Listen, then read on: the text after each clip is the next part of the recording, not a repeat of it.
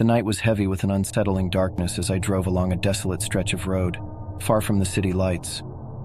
My headlights cut through the obsidian abyss, revealing only a narrow tunnel of asphalt ahead. The road seemed endless, winding through a dense forest that pressed in on all sides.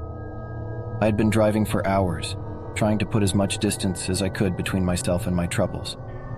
The solitude of the road was supposed to be comforting, but tonight it only deepened my unease. The occasional rustling of leaves or the distant hoot of an owl echoed in the eerie stillness, setting my nerves on edge. My cell phone sat in the passenger seat, its screen black, devoid of any signal. The thought of being completely cut off from the world filled me with a sense of vulnerability I hadn't felt in a long time. I gripped the steering wheel tighter, my knuckles aching. As I rounded a particularly sharp bend, my headlights revealed a figure standing by the side of the road. Panic surged through me and I slammed on the brakes, the tires screeching as I came to a halt. The figure was a young woman, her clothes disheveled, her eyes wide with fear. She looked terrified, like a lost soul. I rolled down my window a crack, keeping my voice steady but cautious. "Are you okay?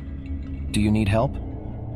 She hesitated for a moment, then took a hesitant step closer to the car. "Please," she whispered, her voice trembling. "You have to help me. Something's out there in the woods. It's following me." My heart raced as I unlocked the doors and let her in. She climbed into the passenger seat, her breathing shallow and rapid. I could see the fear in her eyes, and it sent shivers down my spine. As I drove on, she explained that she had been hiking in the nearby woods when she had heard strange, inhuman sounds.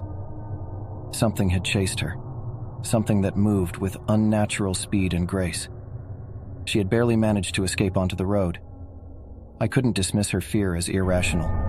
The woods at night held their own secrets, and I had heard enough stories to make me cautious. I glanced at her, and her eyes met mine in the dim glow of the dashboard. "We should keep driving," she said, her voice barely above a whisper. "Get as far away from here as possible." I nodded and pressed the gas pedal, the engine purring as we sped away from the ominous woods.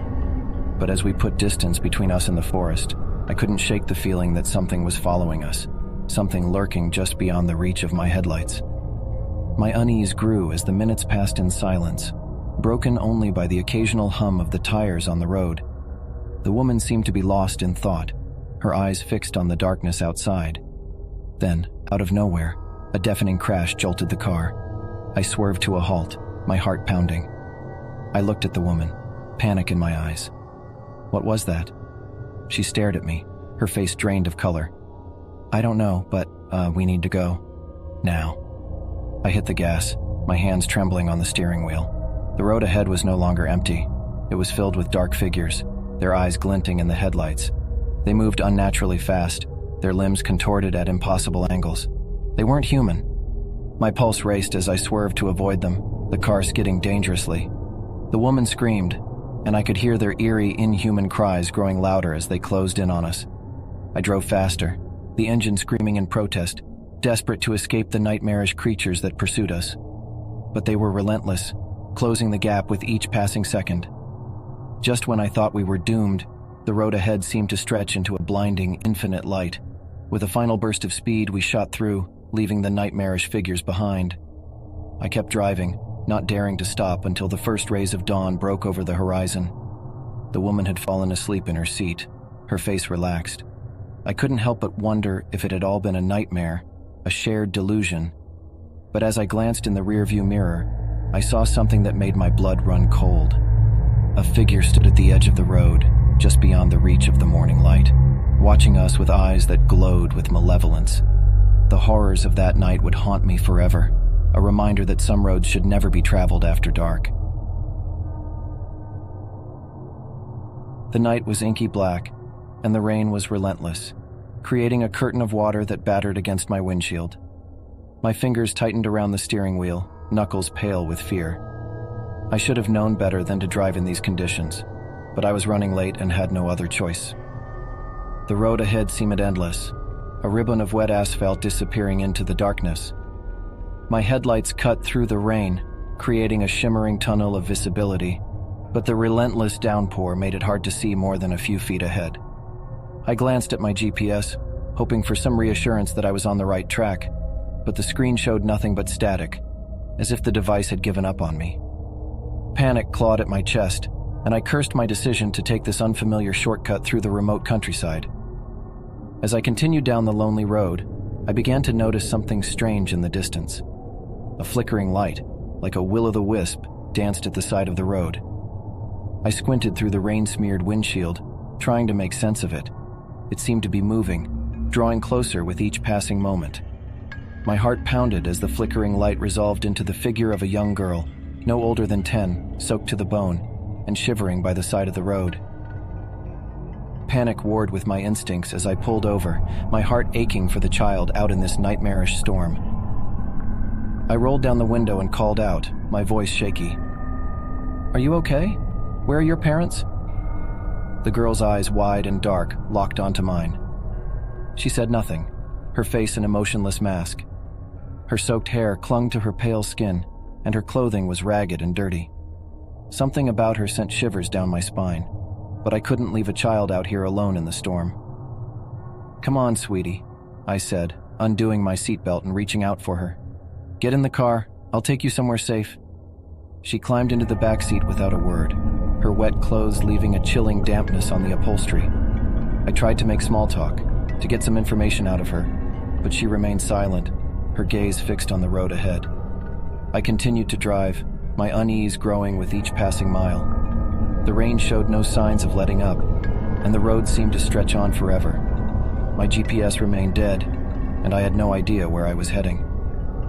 Suddenly, the girl spoke, her voice low and emotionless. "You shouldn't have stopped for me." I glanced at her in the rearview mirror, my heart pounding in my chest. "What do you mean?" Before she could answer, the car's headlights flickered and went out, plunging us into complete darkness. Panic surged through me as I fumbled for my phone, using its feeble flashlight to navigate the road. As the dim light washed over the girl in the back seat, I gasped in horror. Her eyes were no longer empty but glowed with a malevolent crimson light. Her lips curled into a sinister smile, revealing rows of sharp, glistening teeth. I swerved the car, losing control on the slick road, and it skidded to a stop. The girl in the back seat laughed, a chilling sound that echoed in the darkness. In that moment, I knew I had made a terrible mistake. I had picked up something otherworldly, something that had used my kindness against me. As I tried to escape the car, I could feel her cold, clawed hands closing around my throat. The last thing I saw before everything went black was her crimson eyes, burning with unholy hunger. The night had gone horribly wrong, and I had driven straight into a nightmare from which there was no escape. The night was moonless and heavy, shrouded in an inky darkness that swallowed the road ahead. Rain drummed relentlessly on the roof of my car, creating a disorienting symphony of sound. I squinted through the windshield, my wipers struggling to keep up with the deluge. I had been driving for hours, the headlights of my car cutting a feeble path through the relentless rain. The road stretched on, surrounded by thick trees that loomed like silent sentinels in the night. I should have been home by now, but the storm had other plans. My phone, perched on the dashboard, was my lifeline to the world, but it was dead, its battery drained from hours of GPS use. I muttered curses under my breath, feeling a growing sense of isolation in the darkness. Then, just as despair began to take hold, I saw it, a dim glow on the horizon. Relief washed over me as I realized it was the neon sign of a roadside motel. I had no intention of spending the night in such a place, but I desperately needed a break from the relentless rain. The motel was a decrepit building, its paint peeling, and its windows cracked. A neon sign that read vacancy flickered eerily in the storm. I parked my car and rushed inside, hoping to find some shelter from the downpour. The lobby was dimly lit, the air heavy with the scent of mildew. A lone figure stood behind the front desk, an elderly man with watery eyes and a vacant expression. I approached, my shoes squeaking on the worn-out carpet. "Room for one, please," I said, my voice barely audible over the sound of the rain. The old man didn't respond, just handed me a rusty key without looking up. I took it, and headed down a dimly lit hallway, my footsteps echoing on the creaking floorboards. The room was small and musty, the bed covered in scratchy, faded sheets. I kicked off my wet shoes and collapsed onto the bed, exhaustion washing over me. The storm outside seemed to intensify, the rain pounding against the windows like an angry mob. As I lay there trying to relax, I became aware of a strange sound, a soft rhythmic tapping that seemed to come from the bathroom. I sat up, my heart pounding. The noise continued, growing louder and more insistent. With trembling hands, I crossed the room and pushed open the bathroom door. The sight that greeted me froze the blood in my veins. The bathroom was empty, but the shower was on. The water cascaded from the shower head in a relentless torrent, soaking the tiled floor. But that wasn't what terrified me. It was the steam-covered mirror, upon which words had been written in a finger's lazy scrawl. "You shouldn't have come." Panic surged through me and I stumbled back into the room, my heart racing. I didn't know who had written that message or why, but I had a terrible feeling that I was not alone in the motel. I grabbed my wet shoes and made a hasty retreat, leaving the key on the dresser. As I reached the lobby, the old man behind the front desk was gone, the neon sign outside flickering ominously. I didn't stop to question it. I had to get out of there. Back in my car, I sped away from the motel, the rain still pounding relentlessly. I glanced in the rearview mirror, half expecting to see someone following me. But there was nothing there. The storm raged on, and I drove through the night, haunted by the eerie message on the steam-covered mirror. The road seemed to stretch on forever, and I couldn't shake the feeling that I had stumbled into a nightmare from which there was no escape.